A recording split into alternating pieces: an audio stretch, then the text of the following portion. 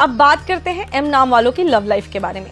M नाम वाले लोग बहुत ही जल्दी इनको प्यार हो जाता है, लेकिन इन्हें खुद को एक्सप्रेस करने और दूसरों के सामने खुलने में थोड़ा वक्त लगता है। ऐसे लोग जो इन्हें पसंद नहीं आते, ये उनसे कभी भी जुड़ नहीं पाते, यानी एक बार समझ गए कि अच्छा नहीं है तो फिर वापस नहीं जाते उनके पास। ये किसी को अप्रोच करने में भी थोड़ा ज्यादा समय लेते हैं, लेकिन ये जिसके साथ भी प्यार में पड़ते हैं उसके साथ हमेशा खड़े रहते हैं। ये अपने करीबी और दोस्तों के लिए दूसरों से लड़ जाते हैं।